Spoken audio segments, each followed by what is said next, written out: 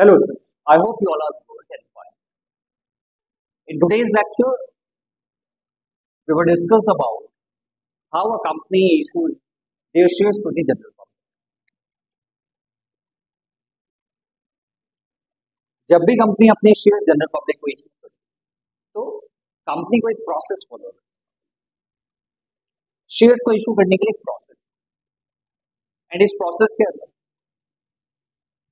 चार steps company को perform करने होते हैं। आज हम उन्हीं स्टेप्स के बारे में पढ़ेंगे और फिर हम जनरल एंट्री भी पढ़ेंगे कि जब कंपनी अपने शेयर्स जनरल पब्लिक को इशू करती है तो कंपनी अपने बुक्स ऑफ अकाउंट में क्या क्या जनरल एंट्री बनाती है। नाउ लुक, सबसे पहले जब भी कंपनी अपने शेयर्स जनरल पब्लिक को इशू करती है तो कंपनी को अपना प्रोस्पेक्टस इशू करना होता है। क्या होता है ये प्रोस्पेक्टस? प्रोस्पेक्टस जनरली एक डॉक्यूमेंट होता है जिसके अंदर कंपनी डिस्क्राइब करती है, कंपनी को लिखना पड़ता है कि वो कितने नंबर ऑफ शेयर्स इशू करना चाहती है, what is the face value of the shares and company कब एस्टैब्लिश हुई थी, कंपनी किस चीज का बिजनेस करती है, तो अपने पूरे बारे में प्रोस्पेक्टस में इशू करना। ठीक है, तो सबसे पहले कंपनी अपना प्रोस्पेक्टस जनरल पब्लिक को इशू करती है। जितने भी इंटरेस्टेड लोग होंगे जो कंपनी के शेयर्स खरीदना चाहते हैं वो फिर अपनी एप्लीकेशंस कंपनी को भेजेंगे। तो सबसे पहले कंपनी अपना प्रोस्पेक्टस इशू करेगी जनरल पब्लिक को। जितने भी इंटरेस्टेड कैंडिडेट होंगे वो अपनी एप्लीकेशन कंपनी को भेजेंगे और जब कंपनी के पास एप्लीकेशन आता है तो after receiving the application company फिर इनको अलॉट कर। अलॉट का मतलब होता है डिस्ट्रीब्यूशन ऑफ शेयर्स। ठीक है, बेसिकली एक प्रोसेस है जब भी कंपनी अपने शेयर्स जनरल पब्लिक को इशू करती है। ना बच्चों, आपको समझना है इस पूरे इशू ऑफ शेयर्स कि कंपनी जितने भी नंबर ऑफ शेयर्स इशू कर रही है, each shares having a face value और the nominal value. Generally the nominal और the face value is ranges from rupees 10 to 100। ठीक है, ये जो फेस वैल्यू होती है नॉर्मली 10 रुपए से और 100 रुपए के बीच में। The value of that share is known as the face value or the nominal value. अब हम पढ़ रहे हैं कि जो फेस वैल्यू है शेयर का या जो नॉमिनल वैल्यू है शेयर का, जनरली कंपनी उसे इंस्टॉलमेंट में मांगती है। For example, company 1 lakh share general public को इशू करना चाहती है और हर एक शेयर की फेस वैल्यू नॉमिनल वैल्यू 10 रुपए। तो ये जो 10 रुपए है ये इकट्ठा नहीं मांगा जा रहा है जनरल पब्लिक से शेयर। ये जो 10 रुपए है इसको इंस्टॉलमेंट में मांगा जा रहा है। ठीक है, तो जो 10 रुपए इंस्टॉलमेंट में मांगा जा रहा है उन इंस्टॉलमेंट के क्या क्या नाम होते हैं हम उनके बारे में पढ़ते हैं। तो जनरली 4 इंस्टॉलमेंट में फेस वैल्यू को डिवाइड किया गया है, तोड़ा गया है। First instalment is known as application, second one is allotment, third one is first call and the fourth one is second and the final. ठीक, चलिए अब बात करते हैं कि जब शेयर को इशू किया जाता है तो बुक्स ऑफ अकाउंट में कौन कौन सी एंट्री हमें रिकॉर्ड। ये कंपनी और ये फॉर एग्जांपल ओनर जिन्हें हम शेयर होल्डर। अच्छा, इशू ऑफ शेयर से पहले जब भी किसी भी फॉर्म ऑफ बिजनेस के अंदर जब भी ओनर कैपिटल इन्वेस्ट करता है बिजनेस के अंदर तो बिजनेस एक जनरल एंट्री पास करती है, चाहे वो सोल प्रोप्राइटरशिप हो या पार्टनरशिप हो। तो बुक्स ऑफ अकाउंट के अंदर हम एंट्री करते हैं कैश या bank account debit to capital. तो जब भी ओनर बिजनेस में कैपिटल इन्वेस्ट करता है तो हम एक एंट्री बनाते हैं कैश अकाउंट डेबिट या bank account debit to capital. अच्छा, चाहे कंपनी के अंदर शेयर होल्डर बिजनेस को पैसा दे रहे हैं, अल्टीमेटली एंट्री तो यही होने वाली है, एंट्री यही होने वाली है बैंक या cash account debit to capital के आगे लग जाएगा क्योंकि ये शेयर कैपिटल है तो हम लिख रहे हैं शेयर। तो अल्टीमेटली एंट्री जब भी किसी भी फॉर्म में, चाहे वो सोल प्रोप्राइटरशिप हो, पार्टनरशिप हो या कंपनी अकाउंट हो, तो अल्टीमेटली कैपिटल आने की जनरल एंट्री यही होने वाली। ठीक है, अब आपको समझना है कि कंपनी के अंदर कि जो फेस वैल्यू है शेयर का, जो शेयर कैपिटल है वो इकट्ठे नहीं आ रही। तो हम सिंपल एक एंट्री से हमारा काम नहीं चलेगा, क्योंकि जो शेयर कैपिटल है वो 4 इंस्टॉलमेंट में डिवाइड, उसके लिए 4 हम यहाँ पर टेम्पररी अकाउंट खोलते हैं, क्योंकि जो फेस वैल्यू, फॉर एग्जांपल एक कंपनी है XYZ लिमिटेड, ये 10,000 शेयर इशू करना चाह रही है और फेस वैल्यू है 10 रुपए, तो जो 10 रुपए फेस वैल्यू कंपनी इसे लमसम में नहीं मांग रही है, कंपनी से इकट्ठा नहीं मांग, कंपनी से इंस्टॉलमेंट में मांग, तो हमें 4 टेम्पररी अकाउंट खोलने पड़े। चल अब बात करते हैं, एक बार फिर से रिवाइज कर लेते हैं।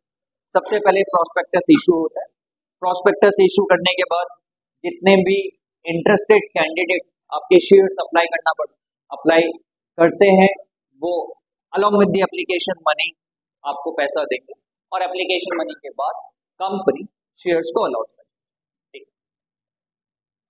तो एक एग्जांपल लेते हैं कि एक कंपनी है XYZ लिमिटेड 10,000 शेयर इशू कर रही है और द फेस वैल्यू और the nominal value of share is ₹10, और ये जो 10 रुपए ये 4 इंस्टॉलमेंट में मांगे, 2 रुपए एप्लीकेशन में, 3 रुपए अलॉटमेंट में, 3 रुपए फर्स्ट इंस्टॉलमेंट और 2 रुपए final call.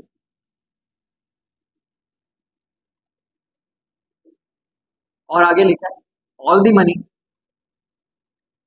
Money duly received, all the shares and the money duly received, सारे के सारे शेयर्स जनरल पब्लिक ने सब्सक्राइब किए और जितना पैसा मांगा गया था वो सारा पैसा कंपनी के पास है। तो अब इसकी जनरल एंट्री क्या होने वाली है उसके बारे में डिस्कस। सबसे पहले कंपनी अपना प्रोस्पेक्टस इशू करेगी कि कंपनी 10,000 शेयर इशू करना चाह रही है और हर शेयर की फेस वैल्यू 10 रुपए है और 10 रुपए को 4 इंस्टॉलमेंट में आपको दे। तो सबसे पहले जितने भी इंटरेस्टेड कैंडिडेट होंगे वो क्या करेंगे, जितने भी शेयर्स वो लेना चाहते हैं, अप्लाई करना चाहते हैं, अलॉन्ग विद द एप्लीकेशन, वो एप्लीकेशन मनी कितने रुपए का है, 2 रुपए का है। तो जितने भी इंटरेस्टेड कैंडिडेट शेयर सब्सक्राइब करेंगे वो कंपनी को अलॉन्ग विद द एप्लीकेशन पैसा देंगे। तो सबसे पहले एंट्री जो हम अपनी बुक्स ऑफ अकाउंट्स में लिखते हैं वो एप्लीकेशन मनी को रिसीव करने का लिखते हैं। तो पहली एंट्री बनेगी bank account debit to share application. ठीक है, आपको याद रखना है ये जो शेयर एप्लीकेशन अकाउंट ये टेम्पररी है, ये परमानेंट अकाउंट नहीं है। परमानेंट अकाउंट तो शेयर कैपिटल का अकाउंट। तो जैसे जैसे हम इंस्टॉलमेंट का पैसा रिसीव करेंगे वो इंस्टॉलमेंट का पैसा शेयर कैपिटल जो कि परमानेंट अकाउंट है उसमें ट्रांसफर होता है। तो बात करते हैं कितने शेयर इशू किए हैं। कंपनी ने XYZ लिमिटेड ने 10,000 और एप्लीकेशन कितने रुपए का है 2। तो हमारे पास मतलब कंपनी के पास कितना पैसा आएगा 10,000 इंटू 2 इक्वल टू 20,000 और 20। तो पहले एंट्री हो गई एप्लीकेशन को रिसीव करने की। ठीक है, शेयर एप्लीकेशन अकाउंट टेम्पररी है, टेम्पररी अकाउंट से हमें अपना 20,000 रुपए का बैलेंस परमानेंट अकाउंट में ट्रांसफर करना है। और परमानेंट अकाउंट शेयर कैपिटल है जो कि जनरली हमने अभी पढ़ा कि जब भी शेयर होल्डर बिजनेस को पैसा देता है तो एंट्री बनती है bank account debit to capital account. तो वो परमानेंट अकाउंट है, कैपिटल को आने का जब भी कैपिटल आती है बिजनेस में। तो दूसरी एंट्री बनने वाली है share application account debit 20,000 to permanent account share. Okay, understood. कितना अमाउंट है 20,000। तो एप्लीकेशन का पैसा रिसीव हो गया और एप्लीकेशन अकाउंट को हमने शेयर कैपिटल अकाउंट में ट्रांसफर कर दिया। ठीक है, चलिए, तो एप्लीकेशन का पैसा हमारे पास और एप्लीकेशन अकाउंट को हमने परमानेंट अकाउंट में ट्रांसफर कर दिया है, वो है शेयर कैपिटल अकाउंट। अब एप्लीकेशन के बाद कंपनी क्या करेगी, एप्लीकेशन के बाद अब कंपनी नेक्स्ट इंस्टॉलमेंट का पैसा ड्यू करेगी। ड्यू करने का मतलब क्या है, इंटीमेट कर दिया है कि अब आपको नेक्स्ट इंस्टॉलमेंट का पैसा दे। तो नेक्स्ट इंस्टॉलमेंट कौन सी होती है, नेक्स्ट इंस्टॉलमेंट होती है अलॉटमेंट। अलॉटमेंट कितने रुपए का है, 3 रुपए का। तो अलॉटमेंट की एंट्री क्या होगी बच्चों, अलॉटमेंट की एंट्री होगी share allotment account debit to share capital. तो जब भी आप ड्यू करेंगे तो ड्यू करते वक्त जो इंस्टॉलमेंट है उसका अकाउंट डेबिट, ये ड्यू की एंट्री है। 10,000 इंटू 3 30,000 और 10,000 इंटू 3 30। क्वेश्चन में लिखा हुआ है कि all the amount was duly receive, कि एप्लीकेशन के बाद आपने अलॉटमेंट को ड्यू किया और अलॉटमेंट का भी पैसा आपको पूरा का पूरा मिला। तो अब अलॉटमेंट की रिसीविंग की एंट्री होगी, और रिसीविंग की एंट्री होगी तो बैंक अकाउंट आएगा, एंट्री बनेगी bank account debit to share allot. कितना रुपए, 30,000 और तो ये एप्लीकेशन को ड्यू करने की एंट्री और ये एप्लीकेशन को रिसीव करने की। अलॉटमेंट को ड्यू करने की एंट्री हो गई, अलॉटमेंट को रिसीव करने की हो गई। अब नेक्स्ट क्या होगा, नेक्स्ट इंस्टॉलमेंट है फर्स्ट कॉल, तो अब फर्स्ट कॉल को ड्यू करने की entry share first call account debit to share capital account. Number of shares हैं 10,000 और फर्स्ट कॉल है 3 रुपीज, तो ये हो जाएगा 30,000 और ये भी हो जाएगा। फर्स्ट कॉल का भी पैसा आपको मिलेगा, तो जैसे ही आपको फर्स्ट कॉल का पैसा रिसीव होगा आप एंट्री करोगे receiving of first call money bank account debit to share first call account 30,000 and 30। ऐसे ही आप फाइनल कॉल की भी एंट्री करेंगे, फाइनल कॉल को ड्यू करने की एंट्री बनेगी share final call account debit to share capital. Final call है 2 रुपए, तो 10,000 इंटू 2 इट कम्स 20,000 और 10,000 इंटू 2 इट कम्स 20। तो ये ड्यू की एंट्री हो गई एंड लास्ट 8th एंट्री बनेगी फाइनल कॉल को रिसीव करने की bank account debit to share final call. काफी इजी है ये 8 एंट्रीज हैं जब कंपनी अपनी शेयर्स इशू करे।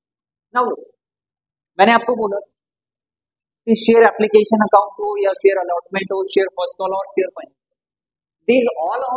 these all accounts are the temporary account। तो जब मैं फाइनल कॉल को ड्यू और रिसीव की एंट्री देखता हूँ तो इसका अल्टीमेट कंक्लूजन क्या निकल रहा है कि यहाँ पर शेयर फाइनल कॉल डेबिट हो रहा है, यहाँ पर क्रेडिट, तो ये अकाउंट नलीफाई हो गया, ये अकाउंट राइट ऑफ हो गया। तो हमारे पास एंट्री क्या बची, हमारे पास इसका बच रहा है bank account debit to share capital, कितना रुपए 20,000 रुपीज। ऐसे ही जब आप फर्स्ट कॉल में देखोगे तो फर्स्ट कॉल अकाउंट डेबिट हो रखा है, यहाँ क्रेडिट हो रखा है, राइट ऑफ हो गया, तो इसका एंट्री बैंक अकाउंट डेबिट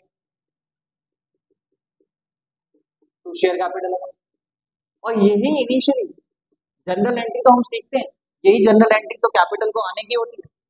तो चाहे वो कंपनी अकाउंट हो, पार्टनरशिप अकाउंट हो या फिर सोल प्रोप्राइटरशिप अकाउंट हो, जब भी कोई उन बिजनेस को पैसा देगा तो एंट्री हमारी यही होगी। अब पीछे भी जाएंगे तो ये शेयर अलॉटमेंट यहाँ पर भी कितना है 30,000 और यहाँ पर भी कितना है शेयर 20,000। तो आप इन सबको जब ऐड करोगे 20,000 30,000 30,000 और 20,000, तो टोटल कितना पैसा शेयर कैपिटल अकाउंट में ट्रांसफर हो गया, टोटल 1 लाख रुपीज पैसा शेयर कैपिटल में ट्रांसफर। तो अल्टीमेटली हम यहाँ पर जरूर 8 एंट्री करते हैं, बट 8 एंट्री का कंक्लूजन जो रिजल्ट है वो एक एंट्री में है bank account debit to share capital. Okay, तो आई होप आपको ये वीडियो समझ आई हो, आपको इशू ऑफ शेयर्स की जनरल एंट्री आसानी से समझ आई। और हम अब मिलेंगे अपने नेक्स्ट लेक्चर पर। तब तक अगर आपने हमारी पुरानी वीडियोस नहीं पढ़ी, नहीं देखी, तब तक अगर आपने हमारी पुरानी वीडियोस नहीं देखी तो आप पुरानी वीडियोस को देख के आइए और अपने कंसेप्ट क्लियर करिए।